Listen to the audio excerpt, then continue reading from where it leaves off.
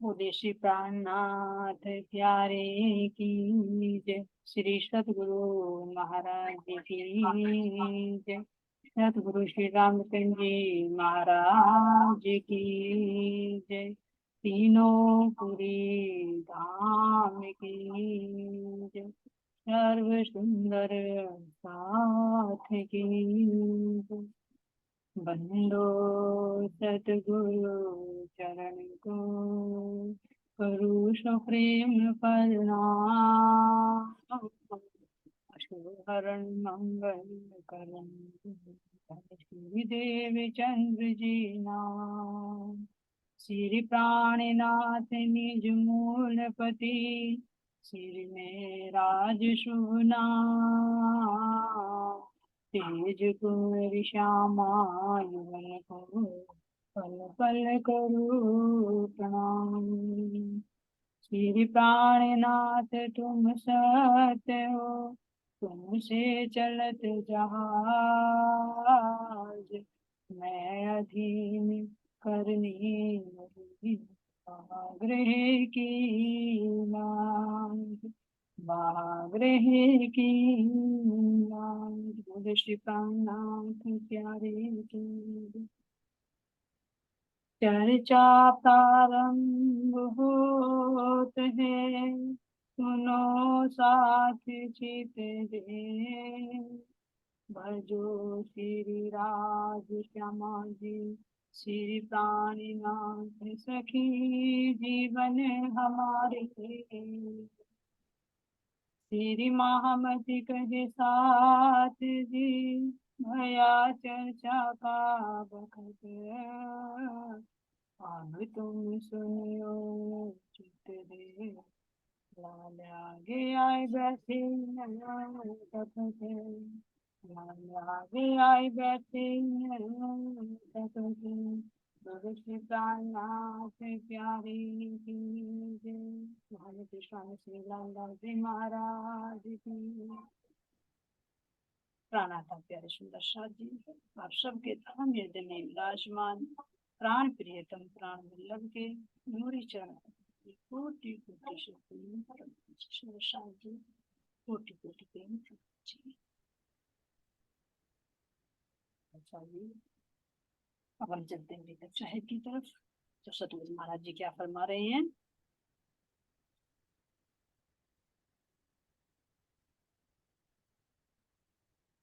तो कहाँ का प्रसंग चल रहा है सुंदर साथ जी।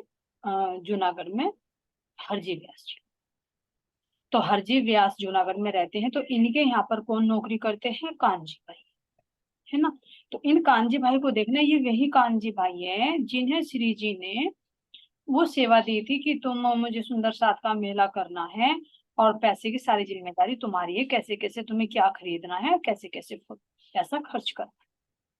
तो ये कांजी भाई ने जब करा था लेकिन श्री जी को तो वहां पर हफ्सा में जाना पड़ जाता है। तो ये वहां पर क्या करते फिर ये नवतनपुरी नहीं रहे वहां पर बिहारी जी के पास नहीं रहे। ये कहाँ पर आ गए थे जूनागढ़ में आ गए। तो जूनागढ़ में आकर यहाँ हरजी व्यास के यहाँ पर ये नौकरी करते थे। तो इन कांजी भाई का ध्यान रखना कहाँ कहाँ तक इनकी सेवा चलती अभी कितने काम करेंगे कितने क्लोजली कितनी सेवा में समर्पित है। तो जो सेवा का भार था सुंदर साथ के लिए मेला करना था उसमें भी इन्होंने किया। और यहाँ पर हरजी व्यास के यहाँ नौकरी करते हैं लेकिन जैसे ही श्री जी यहाँ पर अब जो जूनागढ़ आ जाते तो जूनागढ़ क्यों आते सुंदर साथ जी नया गांव बसाने।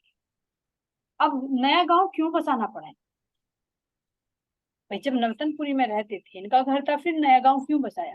क्योंकि जब जामनगर के राजा ने इनको शिरोपा देकर विदा किया था सम्मान सहित तो उन्होंने उपहार में ये राज्य भी दिया था जो आती है अपने राज्य का तिहाई हिस्सा जो जूनागढ़ आता है। तो ये सारा उपहार में दिया तो उन्हें कहते थे कि इसकी जिम्मेदारी सारी तेरी। तो इसलिए श्री जी यहाँ से नवतनपुरी से कहाँ चले जाते हैं जूनागढ़ बिहारी जी से मानी लेते हैं वहां चले जाते हैं। और सुंदर साथ कहाँ रहने वाले थे वे भी धीरे धीरे खिसक जाते हैं बिहारी जी के पास से तो बहाना चाहिए था निकलने के लिए। तो वे जो हरजी व्यास थे ये पहले ही मिल जाते हैं। तो जो किस तरह से सुंदर साथ जी फिर यहाँ पर ये सेवा करते हैं और ये श्री जी की चर्चा भी सुनते हैं। और किससे जाकर मिलते हैं हरजी व्यास से। तो हरजी व्यास के मरणासन अवस्था में कैसे कैसे में कह रहे हैं कि जिसको मैंने हाँ कहा उसको किसी ने हाँ नहीं कहा जिसको ना कह दिया उसको कोई हाँ कहने वाला नहीं था। तो हरजी व्यास तो दोनों का परिचित है। अब सॉरी, कानजी भाई, तो कानजी भाई को तो श्री जी का भी पता है और हरजी व्यास का। तो जब मरणासन अवस्था में जब ये होते हैं तो तब यहाँ क्या कहते हैं, ये सुकन कान जी सुन के बड़ी उपजी दाज, एक ऐसे इनने कहिया क्या है कि तुम्हारे माज। शब्दों को पहचानते, शब्दों को सुनते ही एकदम ब्रह्म से पहचान लेती है। तो जब उन्होंने कहा कि तुम मेरे से क्या दान पुण्य करा रहे हो, मैं इस घर का नहीं हूँ, तुम मुझसे काम मत करो। और दो बातों की दुख और मैं लेकर जा रहा हूँ और दुख में डाल रहे हो। एक तो मैं दुख लेकर जा ही रहा हूँ, अपने सिर पर भार लेकर जा रहा हूँ कि मेरी बात को कोई काटने वाला नहीं हुआ, और दूसरा और ये दान कराकर मेरे सिर पर बोझ लाद रही हूँ, दुखी को और दुखी कर रही। तो जब कानजी भाई ने ये बात सुनी तो सुनते उनके दिल में क्या आया, अरे ऐसी बात कोई जीव सृष्टि तो नहीं कह सकती कि मैं इस हद का नहीं हूँ। क्योंकि जीव सृष्टि तो क्या है, 14 लोग ब्रह्मांड को ही अपना घर मानती है, तो ये तो ब्रह्म सृष्टि लगती है मुझे, कहीं हमारी ही तो नहीं है।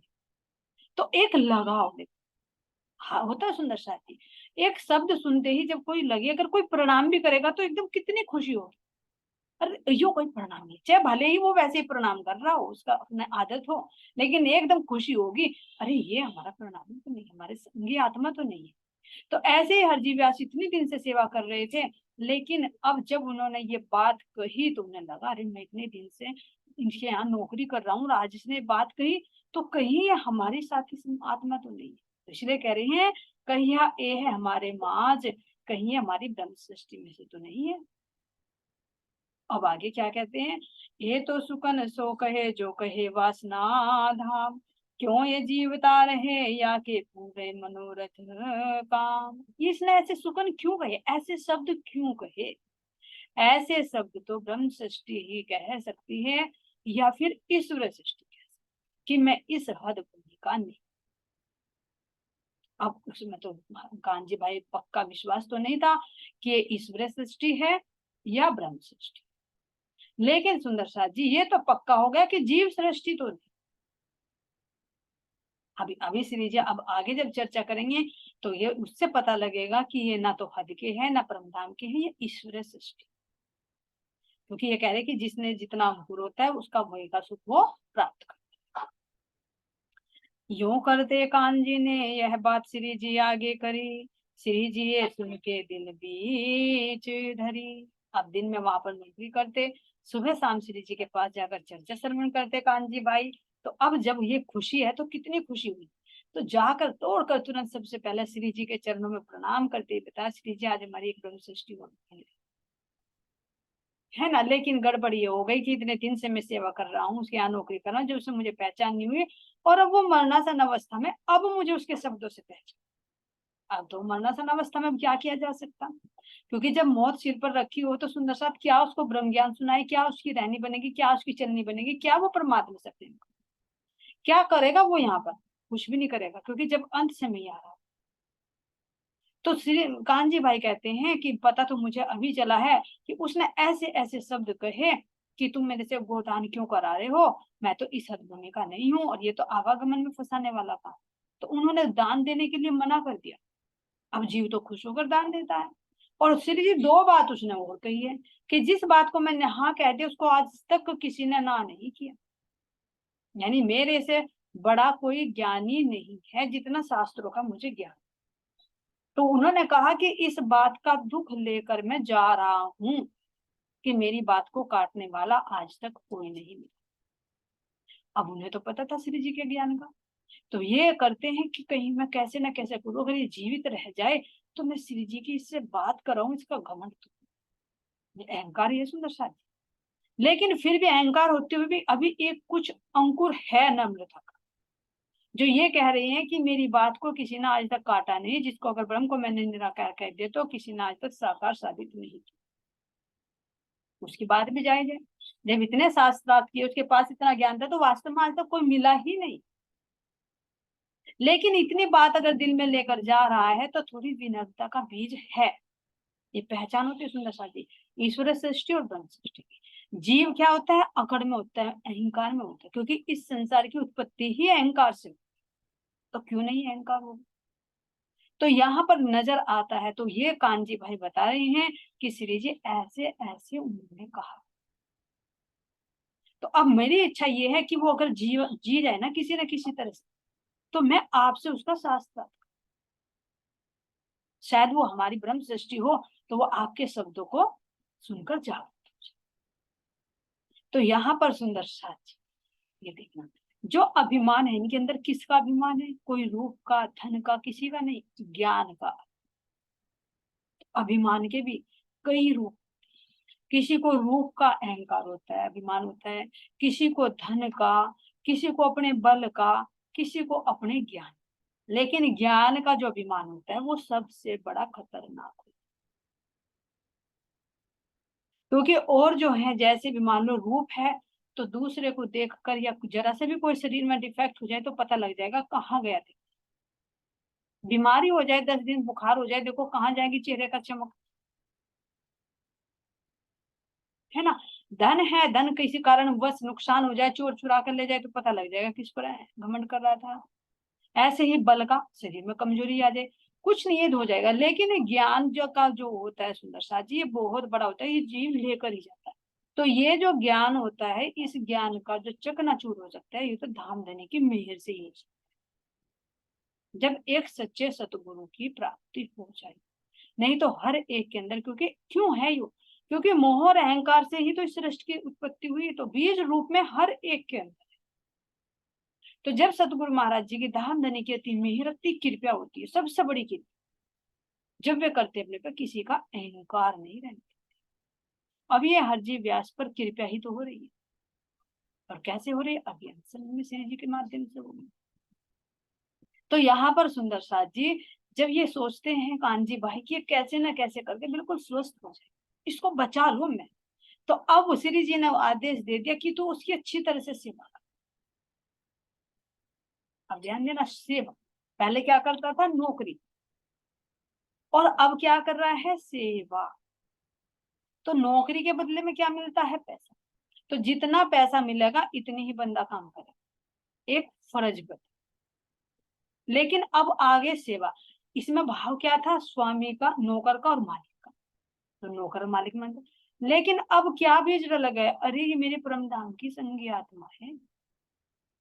अब जो श्री जी के अंदर था कि मैं परम धाम में तो सेवा नहीं ले कर सकते, लेकिन मैं क्यों ना अपनी ब्रह्म आत्मा की यहाँ पर सेवा करूं। मेरा भाई जब सब बैठकर बातें करेंगे तो मेरा भी सिर ऊंचा होगा, मैं भी ये कहूंगी, ऐसे कि तू बीमार हो गई थी ना, तो मैंने देख तेरी हरी हरी तरकारियां लाकर कैसी सेवा की। तो जब भी हम अनुवन में जाएंगे, है ना, तभी वो याद कर रखेंगे कि किस किस तरह से मैंने सेवा की। तो ये दिल में भाव लेकर कांची भाई सेवा में तत्पर हो गए। और कानजी भाई नित्य प्रति, उनका बगीचा था काफी बड़ा, हरी हरी तरकारियां उसमें बो रखी थी, तो लौकी तोरी जैसे भी मरीज के लिए दे जाते हैं, अच्छे से अच्छा व्यंजन देने की बना, जो हल्का हो पचने में। अब ऐसे देते देते देते उनका स्वास्थ्य ठीक हो गया। अब ये किसका फल मिला? सेवा का, नौकरी का ना मिलता सुंदर साहब। क्यों? क्योंकि सेवा में देखो कि सेवा जब हम किसी की करते हैं, एक अपना तो पहले दिन में, सेवा जब होती है जब पहचान होती, पहले भी आया है, बिना पहचान के संबंध नहीं पता चलता, संबंध नहीं जुड़ता, और बिना संबंध के क्या, बिना संबंध और बिना पहचान के सेवा नहीं। तो अब यहाँ जब अभी पूर्ण पहचान नहीं, लेकिन उसके शब्दों से लगा कि हाँ मेरी ब्रह्म सृष्टि, तो अब यहाँ सेवा करने लगे। तो सेवा कैसे होती है? जब चित्त में ये लग जाता है कि ये मेरा अपना है, तो हृदय में एक खुशी आती है, और जब कुछ काम करते हैं तो वो खुशी भी उस कार्य में लीन हो जाती है। जैसे भोजन ही बना रहे हैं तो वो सकारात्मक सोच उस भोजन में आएगी, और जब बीमार आदमी खाएगा तो उसको कितना अच्छा लगेगा, क्योंकि उसका मन प्रसन्न है। जब सेवा भाव से भोजन बनाया, प्यार से उनको खिलाया, प्यार से उनको नहलाते धुलाते, चेहरे पर हर समय प्रसन्नता देखते, तो हरजी व्यास का स्वास्थ्य दिन प्रतिदिन चंगा होता। क्यों? क्योंकि उसके सेवा भाव को देखकर मन प्रसन्न। तो जब मन प्रसन्न होता है तो फिर मन के आधार पर ही तो हमारा स्वास्थ्य होता है सुंदर साथी। अगर मन प्रसन्न है तो स्वास्थ्य भी ठीक रहेगा। अगर मन में कोई चिंता रहती है, टेंशन रहती है, तो शरीर का स्वास्थ्य भी गिरा गिरा। कहते हैं ना कि किसी चिंता में होते हैं कि भाई घुटने भी टूट गए। तो यहाँ पर अब कान्जी भाई जिस भाव से सेवा कर रही हैं, उस वो ही उनके हृदय का सच्चा भाव, हृदय का सच्चा प्रेम हरजी व्यास के हृदय को छूने लगा। उनको अनुभव होने लगा कि एक शांति मिलने लगी, और उसका असर किस पर? मन पर पड़ता है, और मन का प्रभाव इंद्रियों पर पड़ता तो दुख तो खुद ही दूर हो जाता है। देखिए, तभी तो कहते हैं ना कि कोई बीमार आदमी है, भाई टेंशन मत लेना, कोई सीरियस बात मत करना, बिल्कुल खुश रखना, क्योंकि जितना मन खुश होगा इतना ही स्वास्थ्य ठीक रहेगा। अगर बिल्कुल हेल्दी आदमी भी है, अगर दिन रात उसको डिप्रेशन है, टेंशन है, तो शरीर भी, उसका स्वास्थ्य भी ठीक नहीं, तो कुछ ना कुछ बीमारी घेर। तो ये सच्चे हृदय से संबंध समझकर सुंदर साथ जी ये हुई है सेवा, और अब से पहले जो कर रहे थे वो कर रहे थे नौकरी। तो ये सुंदर साथ की सेवा का भाव होता है। तो यही दिखा रहे हैं कि अगर अपनापन करके सुंदर साथ की सेवा की जाती है तो उससे सुंदर साथ कितना प्रश्न।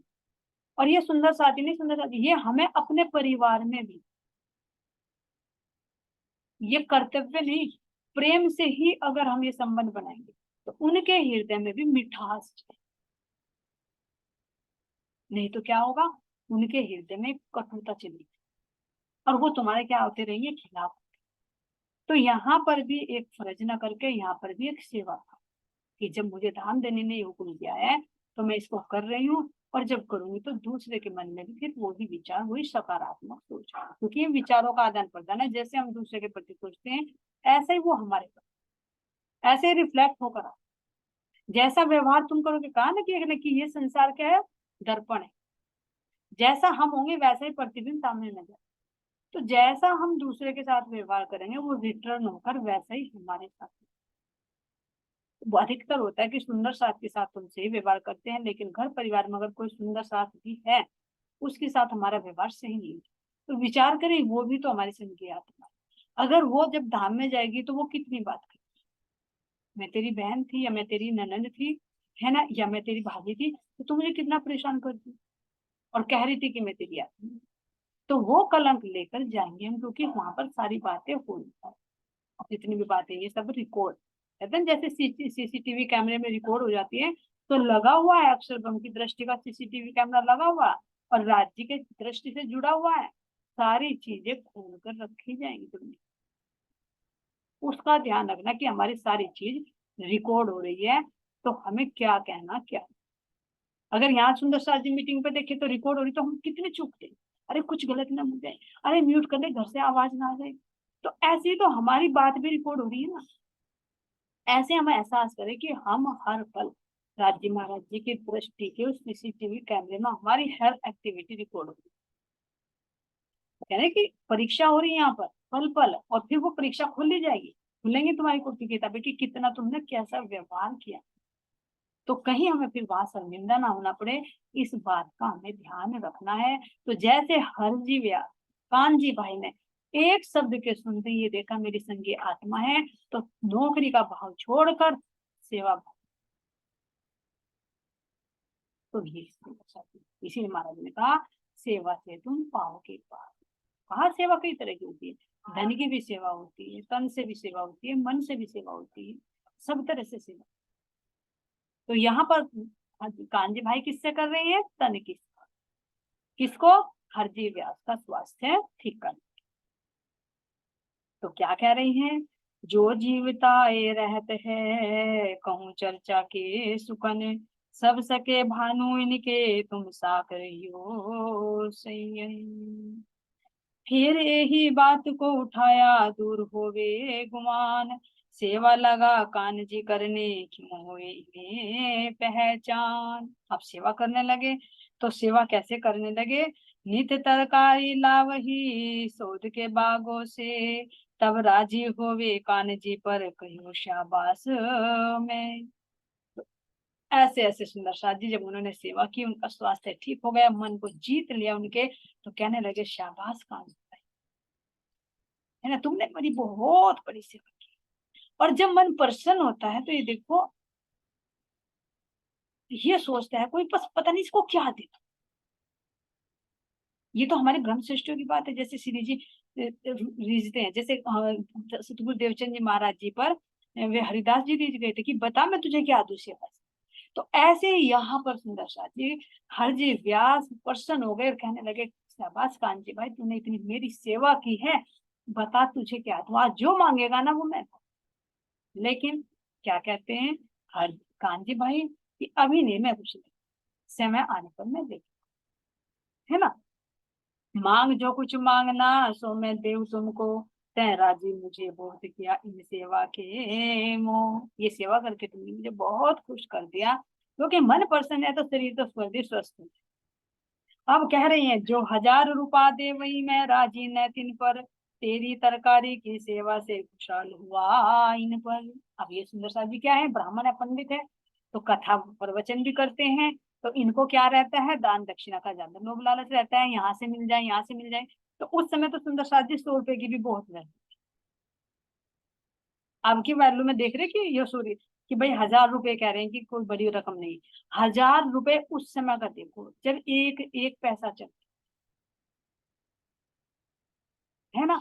तो उस समय की बात कर रहे हैं कि हे कांजी भाई, अगर मुझे कोई, क्योंकि पंडित है, अगर कोई मुझे 1000 रुपए भी देता ना तो भी मैं इतना प्रसन्न ना होता। अब ये देखो सेवा कितनी बड़ी, पैसों की बराबरी नहीं कर सकती। तो कह रहे कि कोई मुझे 1000 रुपए भी देता तो भी मैं इतना प्रसन्न ना होता जितना मैं तुम्हारी सेवा से आज प्रसन्न हूँ। और प्रसन्न हूँ तो मैं कह रहा हूँ कि तुझे जो चाहिए वो मांग, मैं तुम्हारी हर इच्छा पूर्ण। लेकिन कान जी भाई क्या कहते हैं, अ, तब कान जी बोलिया मैं मांगत हो एक वस्त्र, एक साधु को सुनाव चर्चा यही पाऊं मैं कष्ट।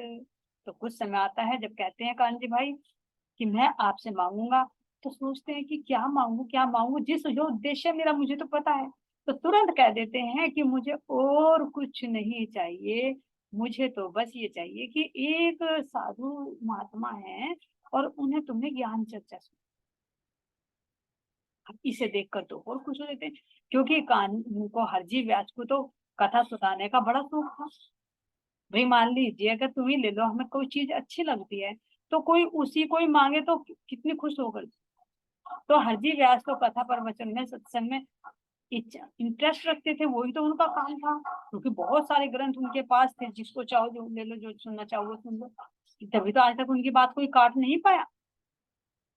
तो उन्होंने कहा कि मैं चाहता हूँ कि तुम, एक मेरा परिचित महात्मा है उनको तुम अपनी ज्ञान चर्चा सुनो। अब इसको सुनकर तो हरजी व्यास और खुश हो जाते हैं, क्योंकि उनका ये तो आहार था। तो क्या कहते हैं, शाबाश कान जी तुमको, क्या तुम मांग गया मुझसे, एक तो राजी किया सेवा मैंने, फिर चर्चा सुनाऊं देके। ये कान जी भाई शाबाश हो, तुम धन्य धन्य हो, एक तो तुमने सेवा करके मुझे खुश कर दिया, और दूसरा ऊपर से जो मांग भी की तो वो ऐसी चीज मांगी वो जो जिससे मुझे ही खुशी मिलती है। यानी तुम अपने लिए नहीं, मेरे ही लिए इसको मांग रहे, क्योंकि उनको क्या आनंद आता था, उनको खुशी मिलती थी ब्रह्म ज्ञान, ज्ञान की चर्चा सुनाने में। तो उन्होंने कहा कि एक तो तुमने मुझे सेवा करके खुश किया, और दूसरा मांगी भी ऐसी बात कि जिसमें मुझे आनंद आता है कि दूसरों को चर्चा सुनाओ, और उसमें तुम्हारा तो कोई स्वार्थ नहीं है, महात्मा का भी फायदा होगा क्योंकि वे सुनेंगे, और मुझे तो आनंद आता ही है इस चर्चा में। तो फिर भी तू कितना बोला, अपने लिए तो तूने कुछ भी नहीं, तू धन धन है ना। तो अब अंदर में नहीं पता कि उनके दिल में चल क्या रहा, उनके दिल में चल रहा है कि तू मेरी आत्मा है, अगर तू जागृत हो जाएगी तो जब पता चलेगा कि मैंने सेवा क्यों करी, और क्यों मैं महात्मा को कह रहा हूँ चर्चा सुनाने के लिए। अभी नहीं समझे, अभी बात पर्दे में उनके लिए। बुलाओ साधवे कहाँ है मैं चर्चा सुनाऊं ताए, मैं तो बहुत राजी भया जो कोई ऐसा आहार पहुंचाए। मैं तो खुश होता हूँ ना, कोई ऐसा आहार किसी को मिलता हो आत्मा का, ध्यान देना सुनो, ये आत्मा का आहार मुझे तो मिलता ही मिलता है, जो दूसरों को भी मिले तो मुझे तो इससे बहुत बड़ी खुशी होती है। तुम जल्दी जाओ और उस महात्मा को बुलाकर लेकर आओ, कहाँ है? देखना सुंदर सा, जो जिसको जो रस लग जाता है ना, वो छूटता है। ये आत्मा का आहार, शरीर का आहार नहीं है भाई। शरीर का आहार तो एक दिन मिट जाएगा, लेकिन ये आत्मा का आहार। तो ये हमारी वाणी भी सुंदर सा जी, ये नित्य प्रति हमारी आत्मा का आहार है। जैसे हम शरीर को भोजन देते हैं तो शरीर स्वस्थ रहता है। अगर इसको 10 दिन भोजन ना दे तो क्या कंडीशन हो जाएगी? इसी तरह से हमारी आत्मा को जो नित्य प्रति खुराक मिलती है, तो जब नित्य प्रति मिलेगी तो इतना ही ये बल पकड़ती जाएगी, इतनी ही स्वस्थ होती जाएगी। स्वस्थ होने का मतलब क्या है? कि जीव भाव से वो आत्म भाव में आती जाएगी। तो ये आत्मा का आहार है, जो आत्मा की खुराक है। जो धनी देवचंद जी महाराज जी ने भी कहा था कि मैं अपने शरीर को आहार नहीं देता अगर मेरी आत्मा के आहार नहीं मिलता, और जब मेरी आत्मा को आहार मिल जाता है भागवत कथा रूपी, तो मैं अपने शरीर को। तो हमें भी सुंदर साथ जी देखना, अगर हमारी किसी दिन भी कोई मीटिंग छूट जाए, कोई वाणी चर्चा छूट जाए, तो समझो उस दिन का दिन मेरा सबसे खराब दिन है। उस दिन मेरी आत्मा को आहार नहीं मिला तो मेरी आत्मा का वो उतना ही बल कमजोर। जैसे एक दिन भोजन ना करे तो कितनी कमजोरी फीलिंग, और अगर 10 दिन तक रखे तो क्या। ऐसे हमारी आत्मा की बल नित्य प्रति कमजोर होता रहता है। अगर हम जितनी इसको खुराक देते रहेंगे, कहते ना कितने खिलाएंगे पिलाएंगे उतनी ही तंदुरुस्त होंगे। तो ये आहार जो चर्चा है, ये आत्मा का हमारा आहार है। हमें इसे नित्य प्रति क्या, अगर 3 बार हम शरीर को आहार देते हैं तो 3 बार कम से कम हमें आत्मा को तो देना चाहिए। और बीच बीच में सुंदर साथ जी चाय नाश्ता भी लेते हैं, तो इसको भी तो चाहिए, तो थोड़ी बहुत तो एक्स्ट्रा भी चाहिए। ये नहीं कि 3 बार कर ली, सुबह शाम आरती पूजा कर ली, तो एक टाइम मीटिंग सुन ली और बस छुट्टी नहीं। आत्मंथन भी करना चाहिए, वाणी चर्चा भी कहीं और से मिलती है तो वहां से भी लेना चाहिए। किसी हमें सीमा में नहीं बंधना चाहिए कि भाई हमें यहाँ से मिलती है तो यहीं से ही ले, कोई लाइन नहीं खींचनी। ये आत्मा का आहार है, राज जी महाराज जी की चर्चा है। जहां से बटोर सकते हो बटोर, चारों तरफ से खुल रहा है, निधामधनी की मेहर है। जैसे सूर्य की किरणें ना चारों तरफ से बिखरती है, इसी तरह से ये ब्रह्म ज्ञान भी अब 10 दिशाओं से फैल रहा है। तो ये हमारी, तो उन्होंने क्या कहा कि ये तो मेरी आत्मा का आहार है, तुम उनको बुला। पूछी खबर तब कानजी ने श्री जी सो कराए दियो मिलाप, मिलते ही सुख बजिया करने चर्चा लगे आप। अब कानजी भाई दौड़े दौड़े दौड़े दौड़े दौड़े दौड़े दौड़े दौड़े श्री जी के पास गए, खुश हो गए कि श्री जी मैंने उसको मना दिया। वो सेवा से इतना खुश हो गए, ये कह रहा बुला के लिया तुम महात्मा जी को, मैं चर्चा सुनाऊंगा, ये तो मेरी आत्मा का आहार है। अब जल्दी चलो और उनसे चर्चा सुनो। अब देखो यहाँ पर श्री जी कितनी विनम्रता से, अब साक्षात राज्य महाराज जी हैं हृदय में। वे ही हमें यहाँ शिक्षा दे रहे हैं कि अगर तुम्हारे सामने कोई महारथी ज्ञानी बैठा हो तो तुम्हें कैसा व्यवहार करना है। ना पहाड़ी बैल के सींग अभी आए ना, यहाँ के ज्ञानी के, यहाँ के अहंकारी के पहाड़ी बैल के सींग होते हैं। सामने से वार करोगे तो तुम्हारे पेट को फाड़, तो क्या कहा, धीरे से पीछे से वार। अब पीछे से वार करेंगे, देखना कितनी विनम्रता है। अब यहाँ पर श्री जी जाते हैं हरजी व्यास के पास, और जाते ही क्या करते हैं, पूछी खबर इन उनको कहाँ बसो तुम साध, कहिया हम तो हैं परदेश के सुनिया तुम्हारा मतागाध। पहले ही चढ़ा दिया चने के पेड़ पे, क्योंकि जो जिसके अंदर ज्ञान होता है उसको थोड़ा सा और उबारा दे दो तो वो काम कर जाता है। तो जैसे ही श्री जी गए, हरजी व्यास पूछते हैं, क्योंकि उन्हें तो परिचय दिया ना एक सामान्य से महात्मा है, बस आपसे चर्चा सुनना चाहते हैं कि आप तो बहुत बड़े ज्ञानी हो, आज तक आपकी बात को कोई काट नहीं पाया। तो श्री जी भी जाकर क्या कर रही हैं, जाकर प्रणाम किए, और हरजी व्यास ने पूछे महात्मा जी आए हैं, बताइए आप कहाँ रहते हो। तो श्री जी क्या कह रहे, भाई हम तो परदेसी हैं, यहाँ देश में घूमने के लिए आए, वास्तव में आए, झूठ नहीं बोला। परदेश से ही तो आए हैं, अपने देश से ही तो आए, यहाँ इस संसार में घूमने के लिए ही तो आए। संकेत में वास्तविकता बता दी, लेकिन ना समझने वाला नहीं। कहते भाई हम तो परदेसी हैं, परदेश में रहते हैं और यहाँ आए हैं, और सुना है आपके पास तो बहुत ज्ञान, 14 लोग ब्रह्मांडों का ज्ञान है, सारे वेदों का, सारे शास्त्रों का, सबका ज्ञान आपके पास है, आपकी चर्चा हमने बहुत सुनी है। हमने सोचा कि हम भी आपसे कुछ चर्चा करें और अपना उद्धार करें। अब जो उनके अंदर बात था उसको बल मिल गया।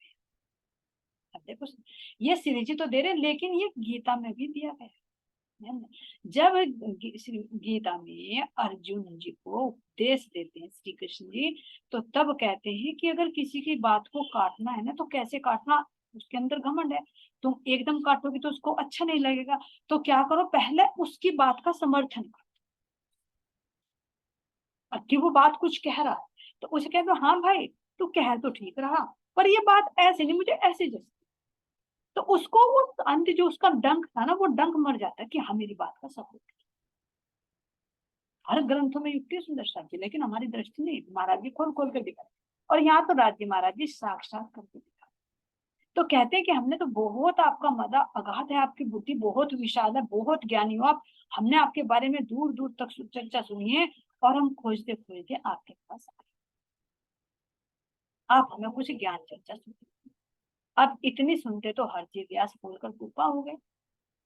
अब ले गए अपनी लाइब्रेरी में, दिखाने लगे सारे ग्रंथों को, देखो चारों वेद भी हैं, 6 शास्त्र भी हैं, उपनिषद भी है, भागवत भी है, पुराण भी है, जितने जिसका चाहो बताओ किसका, देखो जो भी तुम चाहोगे उसी की ज्ञान चर्चा हम सुन, क्योंकि जब ज्ञानी है तो ज्ञानी के पास तो सारा पिटारा होता है, उसने सारे ग्रंथ पढ़ रखे हैं। अब श्री जी सोच रहे हैं कि इनमें सुनते सुनते तो बहुत टाइम लगा जाएगा, तो पता है कि भाई जो 4 वेद हैं उनका 6 शास्त्र हैं, इन सब का सार तो क्या है, हमारे श्रीमद् भागवत है, तो क्यों ना मैं भागवत को ही पकड़ लूं। तो वे कहते हैं कि बस ऐसा है, हर जी वो स्वामी जी, तो सदगुरु कहेंगे, स्वामी जी आप हमें श्रीमद् भागवत की कथा, जिसका हमने बहुत कुछ सुना है कि इसमें श्री कृष्ण जी के प्रेम लीलाएं हैं, हम उनका रस पान करते। तो ऐसे ही सुनते, अब ये हरजी व्यास क्या करते हैं, अब भाई भागवत कथा एक दिन में तो नहीं सुनी जाएगी, अब वे क्या करते हैं, आदेश दे देते हैं कि जो बाग है मेरा, जहाँ से कांजी भाई हरी हरी तरकारियां लाते थे, कि वहां पर ही इन महात्मा जी का रहने की व्यवस्था कर, और हम इनको वहीं पर भागवत कथा सुने। ठोर दई उतरने अपने बीच बाग में, अब होने लगी चर्चा भागवत के वचनों से। तो सुंदर सा जी अब यहाँ पर क्या होने लगी, अपने बगीचे में बैठाकर भागवत पे चर्चा करनी शुरू कर दी। अब करते करते करते करते कितना समय बीत गया सुंदर सा जी, सुनत मास दो हुए, दो राजी भये मगन, एक दिन ठोर नारायण की ताके कहे वचन। अब देखो 2 महीने तक श्री जी हरजी व्यास के चरणों में बैठकर कैसे चर्चा, और जबकि अंदर से भरे थी, लेकिन एक भी शब्द बोले देखो नियंत्रण, और हम कोई एक बात कहते तो तुरंत उसको रिपीट कर देते, रोका ही नहीं जाता। ये भी एक गुण है सुंदर सा, कि जितना क्या ना कि थोता चने और बाजा घने। तो जब हम जैसों के अंदर अभी कम है, तो जिसको चाहते हैं एकदम तो उसके सामने उड़ेलना चाहते हैं, कि कोई जुड़ना चाह रहा तो खोल दे, जितना पिटा चाहे उसके अंदर एक बूंद ना जाए, और कोई बात कह दे तो तुरंत उसको खोलना। लेकिन यहाँ पर श्री जी हमें दे रही है कि कितना उस प्रभाव को कैसे दबा कर, 2 महीने तक, और वो भी ये नहीं कि ऊंची गादी पर उनके चरणों में बैठकर उनको गुरु मानकर अपने आप शिष्य बनकर बैठे, और 2 महीने तक लगातार भागवत कथा का श्रवण करते हैं। और जो सुंदर साथ जी हमारे 12 स्कंद हैं, कथा करते करते करते करते हरजी व्यास किस पर जाते हैं, 12वें स्कंद पर आ जाते हैं, 10वें स्कंद पर। तो अब सुंदर साथ जी यहाँ पर आ रहे हैं, सुनत मास दो हुए, दो राजी भये मगन। अब दोनों मगन हो गए, क्यों, क्योंकि कानजी वो हरजी व्यास तो कथा सुनाने में मगन हो गए, और श्री जी क्या कर रही है, इतनी लगन से सुने, जरा सी भी लापरवाही नहीं सुने। ये ध्यान देना, सुनने का फिर तरीका मैं बता रही हूँ, कि सुनते हुए तनिक भी इधर उधर ध्यान नहीं जाता, और जैसे जैसे वो बताते जाते वैसे वैसे, हाँ गुरु जी, हाँ जी ठीक बता रहे, ठीक बता रहे, तो उनको ये लग गया कि हाँ ये चित्त देकर सुन रहा है। तो जब चित्त देकर सुनते हैं तो सुनाने वाला और कुछ, तो हाँ जी हाँ जी हाँ जी हाँ जी करके उनके अंदर का सारा निकलता गया। तो कह रहे कि दोनों राज, अगर थोड़ी सी भी वे आनाकानी करते, हमारे अंदर है ये, अगर हमें थोड़ा सा कुछ पता चल गया ना, तो पता चलते क्या कह देते, बस बस बस बस आ गया समझ, चलो चलो, है ना। जैसे अभी कल का ही रिजल्ट था, परिवीता से किसी ने कुछ प्रश्न पूछा, बात पूरी नहीं हुई, बस हो गया हो गया हो गया, समझ में आ गया। है ना। तो ऐसा नहीं होना चाहिए। क्यों ऐसा हमें पता नहीं लगता कि चर्चा चलते चलते क्या चीज एक नया पॉइंट निकल जाए, है ना। पता नहीं चलता कौन सा नया पॉइंट हमारे हृदय को टच कर जाए।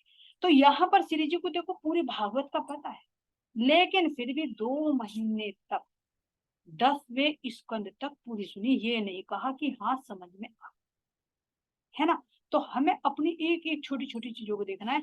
क्यों ऐसा ना कि हम ये कहे कि वैराट भी कहीं का देखा हमने, अरे वैराट तो समझ लिया, वैराट को बार बार क्या 14 लोग ब्रह्मांडों में घूमते रहेंगे। नहीं, अरे समझा क्या उसके अंदर पता नहीं अभी तो कितना खजाना है।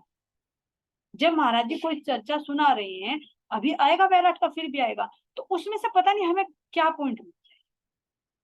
तो यहाँ पर श्री जी किस तरह से एक चित होकर एक एक बात को नोटिस कर रहे हैं। एक बार भी ये नहीं कहा मेरे से आता है या गुरुजी मैंने सुन लिया। तो 10वें स्कंद पर आ जाते हैं और 2 माह तक लगातार उनके चरणों में बैठकर चर्चा श्रवण कर। तो यानी इस पॉइंट को बिल्कुल विशेष ध्यान रखना कि चर्चा सुनते हुए हमें उसके अंदर डूब जाना चाहिए। पता नहीं आत्मा कौन सा नया पॉइंट पकड़ के, पता नहीं कौन से शब्द से हमारी आत्मा जागृत हो जाए। उसमें ये ना समझो कि वो हद का है या बेहद का है या परमधाम का है या महाराज जी की बीतक है। हम महाराज जी की बीतक को बीच में छोड़ दी थी सुंदर साथ जी ने। क्या था कि अरे बीतक का तो पता है, अब कितने साल तक बीतक लगाओगे, लगा तो नहीं, कितनी बार बीच में स्टॉप दे दिया था, लेकिन वो हमारी गलती थी। लेकिन फिर दोबारा महाराज जी ने फिर सुंदर साथ के माध्यम से नहीं जी बीतक लगाओ। अब इतना कुछ खुला जो हमारी दृष्टि में भी नहीं था, यकीनन जो नहीं पता था देखो। तो इसलिए किसी भी आग्रह को हमें नहीं नकारना चाहिए। तो यहाँ पर महाराज जी चर्चा सुनते हैं और सुनते सुनते 2 माह का समय बीत जाता है। सुनत मास दो हुए, दो राजी भय मगन, एक दिन ठोर नारायण की ताके कहे वचन, ताके कहे वचन। बोले श्री प्राणनाथ प्यारे की जय। श्री सतगुरु महाराज।